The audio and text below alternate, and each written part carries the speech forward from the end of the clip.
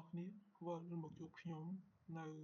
ពីបច្ចេកទេសដែលយើងប្រើប្រាស់ក្នុងវិស័យសំណង់ជាភាសាចិនបន្តទៀតខ្ញុំសង្ឃឹមថាអ្នកទាំងអស់គ្នាចេះអានចេះសរសេរនៅពីដែលយើងបានរៀនកន្លងមក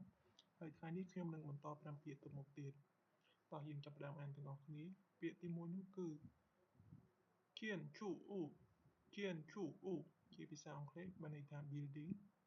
ដែលយើងប្រែជាភាសាខ្មែរគឺសំណង់អគារពាក្យបន្តមកទៀតនោះគឺ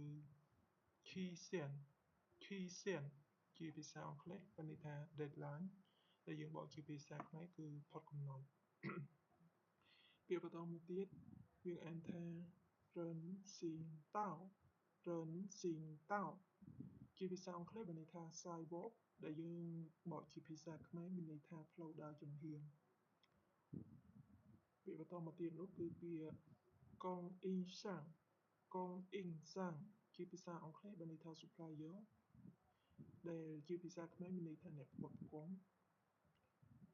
ពាក្យបន្តមកទៀតនោះគឺ How to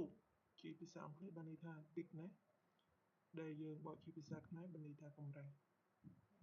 ហ្នឹងហើយវីដេអូរបស់យើងថ្ងៃនេះមានតែប៉ុណ្្នឹងឯងខ្ញុំសង្ឃឹមថាអ្នកទាំងអស់គ្នាចូលទៅរៀនអានរៀនសរសេរនិងព្យាយាមយល់នៃអត្ថន័យពាក្យនីមួយៗហើយកុំភ្លេចsubscribe YouTube Channel ជាមួយនឹង Facebook Page ខ្ញុំមួយផងខ្ញុំនឹងតម្លែងនៅក្នុង comment នៅក្នុងវីដេអូខាងក្រោមអរគុណសម្រាប់តាមដានការ like និង share វីដេអូរបស់ខ្ញុំ Thank you see you